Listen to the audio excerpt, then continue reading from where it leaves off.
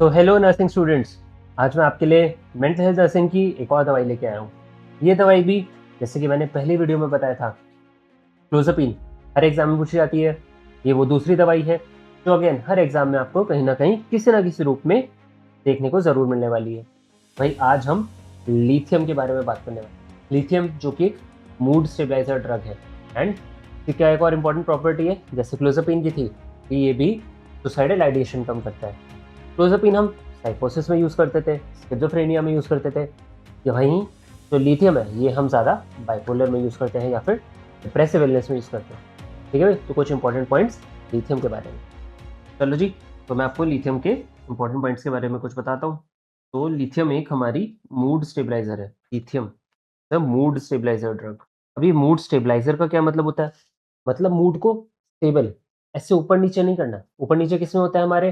मान लीजिए ऊपर है बंदा मतलब मेनिया में है, हाई में है, वहीं लो में है मतलब डिप्रेशन की स्टेट में है।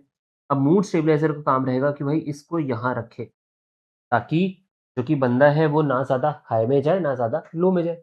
ये काम होता है हमारे मूड स्टेबलाइज़र का। एंटी डिप्रेसेंट का क्या काम मतलब ऊपर उठाना, मतलब डिप्रेशन की स्टेट से नॉर्मल में लाना। एंटीसाइकोटिक का क्या काम होता है? ऊपर से नीचे लाना। मूड स्टेबलाइज़र का काम बीच में रखना है। ठीक है? कहाँ यूज़ करते हैं?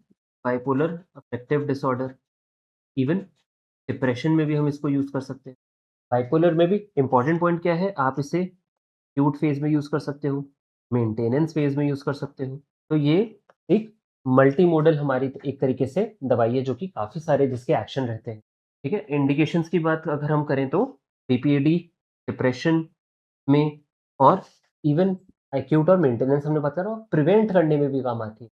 मतलब एक बंदे को अभी मेनिया हुआ, उसको आगे चल के अगर कोई ऐसा सिम्पटम ना आए, ऐसा कोई डिसऑर्डर ना हो मतलब मेनिया के सिम्पटम फिर से ना आए, तो वहाँ पर भी हम लिथियम का यूज़ कर सकते हैं। अब मैकेनिज़्म ऑफ एक्शन की अगर मैं बात करूँ, मैकेनिज़्म, तो भैया इसके बड़े सारे मैकेनिज़्म ऑफ एक्शन का कोई एक सिंगल मैकेनिज़्म ऑफ एक्शन नहीं। It has a multi modal mechanism, मतलब बहुत सारे मैकेनिज़्म्स हैं जो हमें एग्ज़ैक्टली पता नहीं है, ठीक? तो ये डोपामाइन और सेरोटोनिन के लेवल को बैलेंस आउट करता है, रिड्यूसेस न्यूरोनल एक्साइटेबिलिटी, कुछ सेकेंडरी मैसेंजर्स होते हैं, उन्हें इन्हिबिट करता है। इन्हिबिट सेकेंडरी मैसेंजर जैसे कि आइनोसिटोल मोनोफॉस्फेटेज। अगेन ये वाले जो पॉइंट्स हैं ये वो हैं जो आपका एग्जामिनर अगर आपसे खुद हँसा के बैठा है कि भैया इम्पोर्टेंट और डिफिकल्ट बनाने वाला हूँ, तो पूछ जाएँगे। कौन-सा होता है? आइनोसिटोल मोनोफॉस्फेटेज। इवन जीएसके-3 ये भी एक आपका पॉइंट बन सकता है एमसीक्यू के लिए। Inhibit glycogen synthase kinase, that is GSK three. तो ये कुछ इम्पोर्टेंट पॉइंट्स हैं जो हमें याद रखने हैं regarding the mechanism of action. अब आता है most most most important point, therapeutic level. इसमें बड़ा ही कन्फ्यूज़न रहता है। थेरेप्यूटिक लेवल्स, यहाँ क्या रहेगा भाई? एक तो याद रखना भाई, एक्यूट में अलग लेवल होता है और मेंटेनेंस के लिए अलग। एक्यूट में 1 to 1.2 milliequivalent per litre, ये पॉइंट याद रखना है। 1 से लेके 1.2। वहीं अगर आपको मेंटेन करना है, मेंटेनेंस मतलब बंदे का एक्यूट फेज़ सेटल कर दिया आपने, अब आगे और एपिसोड ना हो, उसमें आपको रखना है लेवल थोड़ा कम, 0.4 to 0.8 milliequivalent per litre. और तीसरा पॉइंट, टॉक्सिसिटी कहाँ बोलते हैं? टॉक्सिसिटी बोलते हैं मोर देन 1.5, मोर देन 1.5 मिलीक्यूल पर लीटर। यहाँ हम टॉक्सिसिटी बोलते हैं। ये 3 पॉइंट आपको ज़रूर याद रखने हैं। उसके साथ एक चौथा पॉइंट अगेन एग्ज़ाम के लिए इम्पोर्टेंट, कब आप जाँच कराओगे, ये लेवल्स आपको कैसे लेने हैं। तो भाई ये जाँच आपने मान लो बंदे की 300 एमजी स्टार्ट करी लिथियम, तो after 5 days of starting the medication, मतलब आज मैंने 300 एमजी स्टार्ट करी, तो मैं 5वें दिन 5 दिन जब बीत जाएँगे, तब मैं उसका लेवल कराऊँगा, ठीक है? After 5 days of dose initiation and 12 hours after last dose, 12 hours after last dose। तो मान लीजिए मरीज़ ने 5 दिन बीत गए और रात को दवाई खाई थी 300 एमजी की, तो मैं उसकी जाँच सुबह मतलब 12 घंटे के बाद उसका ब्लड ड्रॉ करूँगा। हमें ये चीज़ ध्यान में रखनी है। 5 days after and 12 hours after last dose. 5 days after starting and 12 hours after. अब साइड इफ़ेक्ट क्या आते हैं भाई? ये भी आपसे एग्ज़ामिनर पूछेगा। तो कॉमन साइड इफेक्ट्स क्या है? सबसे पहला ही पॉइंट बड़ा इंपॉर्टेंट हो जाता है, फाइन ट्रेमर्स, हाथ हल्के हल्के लेंगे। कोर्स ट्रेमर्स में हाथ ऐसे ऐसे हिलेंगे। Common side effect, fine tremors. Toxicity, coarse tremors, हाथ ऐसे ऐसे कोर्सली हिलेंगे। Fine tremors. इंक्रीज थर्स्ट, मतलब प्यास ज्यादा लगेगी, पॉलीडिप्सिया। पॉलीडिप्सिया। अब ज्यादा पिएगा तो यूरिनेशन भी ज्यादा होगा, मतलब पॉलीयूरिया। पॉलीयूरिया। बाकी हमारे नोजिया वॉमिटिंग तो है ही, वेट गेन तो है ही, ये सारी चीजें तो कॉमन में है।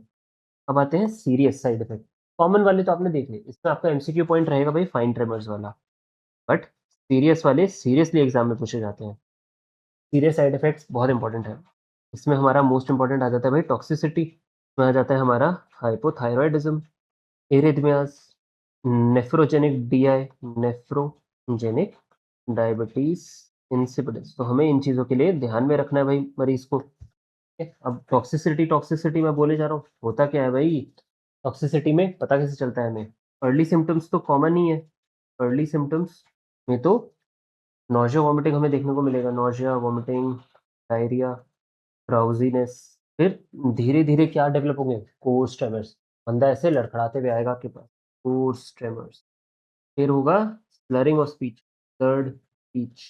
फिर धीरे धीरे कंफ्यूजन आने लगेगा, बंदा सोचेगा भाई मैं कहाँ हूँ, डिलीरियम भी हो सकता है, कंफ्यूजन, अटैक्सिया, ठीक है। एजिटेशन भी देखने को मिल सकती है, एजिटेशन, क्योंकि बंदा कंफ्यूज हो गया, कहाँ हूँ क्या हूँ। फिर सिवियर में हमारे पास क्या आएगा? Delirium, coma and arrhythmias, arrhythmia. तो आप देख रहे हैं धीरे धीरे धीरे प्रोग्रेस करता चलाएगा जो हमारे साइड इफेक्ट्स। क्या क्या कॉज हो सकते हैं? बड़ी कॉमनली हम क्लिनिकल प्रैक्टिस में देखते हैं, यार एक बंदा 1200 mg लिथियम खा रहा था, ठीक ठाक चल रहा था, लेवल्स भी हमने कराए, नॉर्मल है। बट फिर सडनली वो इमरजेंसी में पहुंचता है सीवियर टॉक्सिसिटी लेके। ऐसा क्यों होता है? क्या क्या ऐसे अर्ली कॉजेज हो सकते हैं जो हमें पकड़ में रखने हैं? डिहाइड्रेशन काफ़ी इंपॉर्टेंट हो जाता है। अब शरीर में से पानी निकल गया तो अपने आप लिथियम का लेवल बढ़ जाएगा। स्वेटिंग, वॉमिटिंग, डायरिया एंड एक और इम्पोर्टेंट पॉइंट, लो सोडियम इनटेक। लो सोडियम, ये भी आपसे पूछा जा सकता है। लो सोडियम इनटेक क्या होता है? बॉडी जो लिथियम और सोडियम को एक जैसा मानती है। अब अगर बॉडी बाहर से सोडियम कम खा रही है ना, डाइटरी सोडियम इनटेक कम है, और ये मान लीजिए हमारा जो इलेक्ट्रोलाइट्स है वो यूरिन में एक्सक्रीट आउट होते हैं, बॉडी को क्या लगेगा? सोडियम तो आ नहीं रहा है बाहर से, मतलब बॉडी में सोडियम की कमी आ रही है। बट बॉडी जो है लिथियम और सोडियम को एक जैसा मानती है, तो वो सोडियम की जगह लिथियम को रीअब्सॉर्ब करने लगेगी। तो यूरिन में से लिथियम एक्सक्रीट आउट नहीं होगा, किडनी क्या करेगी? लिथियम को बॉडी में बचा के रखने लगेगी। वो कंफ्यूज हो जाएगी, यार मैं सोडियम को बचा रही हूँ या लिथियम को। वो लिथियम को बचा लेगी, लिथियम को बचा लेगी तो धीरे धीरे लिथियम का लेवल बढ़ जाएगा। इसलिए मरीज को ये चीज़ बताना इंपॉर्टेंट है कि आपको अपना सॉल्ट इंटेक रेगुलर और नॉर्मल रखना है, ठीक है। तो सोडियम और लिथियम तो वो रीएब्सॉर्ब कर लेगा एंड धीरे धीरे हमारा ब्लड में लेवल्स बढ़ता जाएगा लिथियम का। इंपॉर्टेंट पॉइंट है बच्चा, याद रखना। और कॉन्करेंट मेडिकेशंस, कुछ मेडिकेशंस हैं जो हमें ध्यान में रखना है कि हम विद लिथियम हमें ध्यान से देना है, जिसमें आते हैं हमारे डायूरेटिक्स, आते हैं हमारे एनसेड्स, आते हैं हमारे एस इनहिबिटर्स।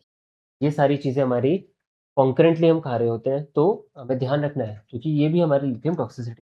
अब जैसे मैंने क्लोज़अप में बताया था, दवाई चालू करने से पहले हमें कुछ इन्वेस्टिगेशंस कराने हैं, वही हमें लिथियम में भी कराने हैं कुछ-कुछ इन्वेस्टिगेशंस। इसमें हमारा आ जाता है एएफटी, टीएफटी, थायरॉइड फंक्शन। क्यों? क्योंकि हाइपोथायरॉयडिज़्म करा सकता है लिथियम। इलेक्ट्रोलाइट, सोडियम के बारे में पता रखोगे ना भाई, तो इलेक्ट्रोलाइट्स भी कराना ज़रूरी है। ईसीजी एंड एक इम्पॉर्टेंट पॉइंट, प्रेगनेंसी टेस्ट। क्यों? एब्स्टीन्स एनोमली है ना, तो प्रेगनेंसी टेस्ट, एब्स्टीन एनोमली के लिए, ठीक है भाई। अब नर्सिंग की क्या, नर्सिंग ऑफिसर की क्या-क्या रिस्पॉन्सिबिलिटीज़ रहती हैं? क्या चीज़ों का आपको ध्यान रखना है? नर्सिंग रिस्पॉन्सिबिलिटी वो रहेगी, साइंस ऑफ टॉक्सिसिटी को ध्यान में रखना है भाई। Science of toxicity, fluid intake को नॉर्मल रखना है। अगर बहुत ज़्यादा लेंगे तो लेवल कम भी हो सकते हैं, तो फ्लूइड इनटेक मैनेज करके रखना है।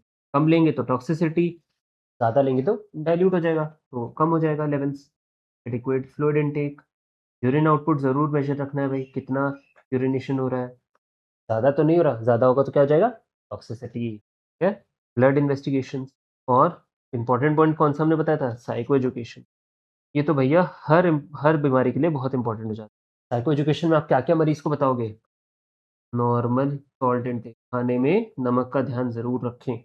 Adequate water intake adequate water intake, pain killers, NSAIDs, diuretics इनका ध्यान रखना है। एनसैड्स, ठीक है? दवाई सडनली स्टॉप नहीं करनी, never stop suddenly and regular follow-ups और हमारे ब्लड इन्वेस्टिगेशन, रेगुलर फ़ॉलो-अप्स। ठीक है भई? तो ये कुछ इंपॉर्टेंट पॉइंट्स हैं जो आपसे पूछे जा सकते हैं। एब्स्टीन्स एनोमली, टॉक्सिसिटी ये आपके लिए काफ़ी इंपॉर्टेंट जाते हैं। टॉक्सिसिटी का लेवल क्या है? मोर देन 1.5 मिली इक्विवेलेंट पर लीटर, ये आपको याद रखना है। विद दिस ऐसे ही आपके लिए शॉर्ट वीडियोज़ आती रहेंगी। तो stay tuned and all the best for your exams. Thank you.